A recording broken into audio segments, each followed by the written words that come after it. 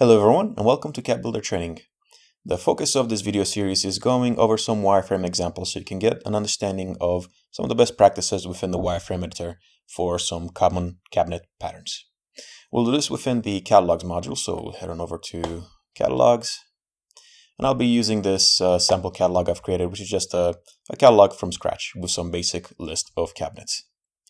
The first cabinet type we'll be exploring today is the standard base cabinet with a drawer at the top and a door below. But of course you can apply this to any other cabinet type.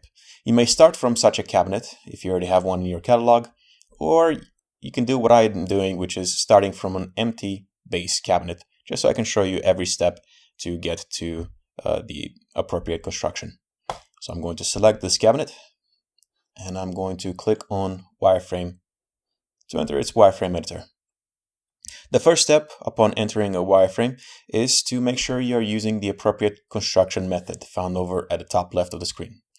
This is going to determine how your wireframe changes are to be interpreted and how Cat Builder gets from a cabinet's construction and the openings and the elements and the sizes between all these elements over down to a cut list. So it's very important that you have one that your shop is going to use before we move forward.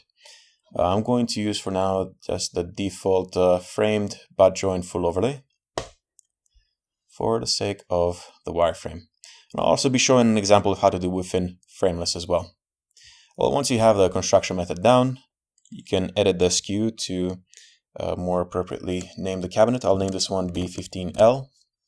And then settle the overall dimensions. This time I'll do 15 wide, 24 deep, and 34.5 tall. And with an empty cabinet, the first step should be getting your front section openings correct. So we'll go to the front sections at the top. And we will first select this opening in the center of the cabinet. Right now it's just an open type element. And I'll separate out my drawer front at the top and the door below by placing a horizontal division, which will add, for frame cabinets, it will add a mid-rail down that line. You can get a better idea of what's going on there by clicking Show Hidden Frame Parts On. So literally this top cell highlighted in red now represents from the top of the top rail to the middle of that mid-rail to the middle of the reveal. And then same for the bottom cell, from the bottom of the bottom rail to the bottom of that reveal. I'll make this bottom opening a base style door and the top opening a drawer element, which means it gets a drawer front as well as a drawer box behind it. The next step is to size these openings appropriately. So we can either do this by the cell height, by the opening height being from the top rail to the mid rail, to the inside of the mid rail, or we can go down here to the door size or drawer front size to change it by the door or drawer front height. I'm going to go by the opening height and specify an opening height of 5 inches, which will then move that reveal to enforce that change, giving me now a drawer front of 7 inches high. And then the bottom opening is just a door that is 22 3/8 tall with an opening height of 20.5. Again, these door or opening sizes may change based on your construction method, so it's very important that you have that down first before you make your wireframe changes. And then the final step is to just add an adjustable shelf inside. That's typically what is found in a cabinet like this. So I'll go to the inside sections. I select my inside sections opening and I add a shelf, which by default is going to be an adjustable shelf. And I'll just move it towards the lower portions of the cabinet. And the result will look like this. For frameless cabinetry, it will follow much the same process. So if I were to be operating within frameless, let's say I'm going to use the default butt joint full overlay.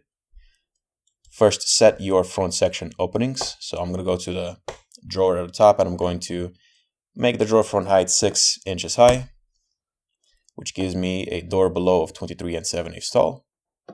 And we still have the same inside adjustable shelf. The only other thing would be to maybe add a drawer stretcher right in the middle of this reveal here. So to do the easiest way to do that is selecting that middle reveal, clicking Add Limited Shelf, which adds a shelf directly behind it, and then marking that shelf as a drawer stretcher as opposed to just an adjustable shelf.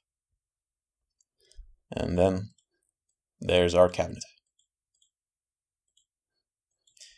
We save this cabinet, construction, and then we exit back to the wireframe menu. Now you have the base standard cabinet with a left side hinge. And to repeat this for the right side hinge and the pair of doors, the easiest way is to just copy the existing construction. So I'm going to edit my catalog, select the B15L, and I'll copy it for B15R, right side hinge. Here's my B15R, and the only difference is I just need to go in there and change its door hinge position. So edit wireframe, doors and drawers, base style door, and hinge position, I'll change it to the right. And that's it. Now, at the top left, before exiting the wireframe, you should generally set it back to the default construction method. That way, whatever construction method you choose in the design options of a given job, that's the one it will adopt. If I just left it here on trial frameless by join full overlay, then we'll always use this construction method with this overlay, no matter what I select in my actual design. So I'm going to set it back to the default, save cabinet, go back to the catalog, and I'll do the same with that B15. I'll just change it back to the default construction. And then I'll make a copy of this for a pair of doors, standard base cabinet. So I'll do a B30. And then select that B30. Edit its wireframe. And the only changes I'm going to need to do here is I can just change the width to 30 inches. Then to make this a pair of doors, I just go to the front sections, select the bottom opening, and go to the bottom of the attributes of that opening and click Add Paired Doors, which makes two doors of opposing hinge locations. And if it's a frame cabinet, it's one without a mid-style in between. And since I'm not really changing the sizes of any openings, I'm not making any changes to any of the values, I don't necessarily need to change it to the right construction method. I can just stick with whatever construction method it assumes. And then I save my cabinet. Go back, and I'm good to go.